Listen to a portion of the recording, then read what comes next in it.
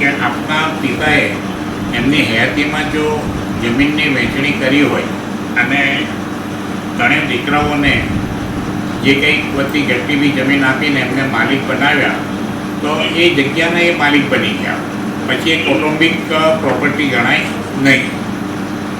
અને તે વખતે જો તમારી મધરને જગ્યા જેટલી આપી હોય એટલી જગ્યા પૂરતા તે માલિક બને, અને જો ન આપી હોય તો એમને પાસે કોઈ મિલકત ગણાય નહીં.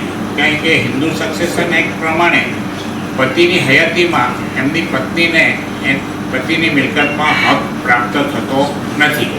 એટલે આપણા માતાને એ રીતે જોવા જઈએ તો એમના પતિની એટલે આપણા પિતાની મિલકતમાં વારસાઈ હક પ્રાપ્ત થાય નહીં એમની હયાતીમાં. એટલે એમણે 3 દીકરાઓને જે મિલકત આપી તે લોકો જ માલિક થઈ શકે. તો એ પ્રમાણે જોવા જઈએ તો આપ 3 ભાઈઓ જે મિલકત પ્રાપ્ત થઈ છે આપના પિતાએ આપને આપી છે તેના સ્વતંત્ર માલિક ગણાવો, અને આપની માતા એ મિલકત એમના ભાઈને આપી શકે નહીં, સિવાય કે તમારી પાસે તમારા માતા દસ્તાવેજ કરાવીને પોતાના નામ પર એ મિલકત લઈ લે અને પછી આગળ વધી શકે. અધરવાઇઝ એવું થઈ શકે નહીં. એમના ભાગની 4 વીઘા જગ્યા જો એમને તમારા ફાધર આપી ગયા હોય તો એ કોઈ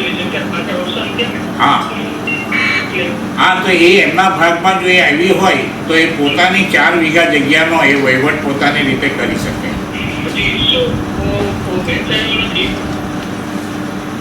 જી બસ, પણ એમને પોતાને જે મિલકત મળે તેના પૂરતું એ વહીવટ કરી શકે.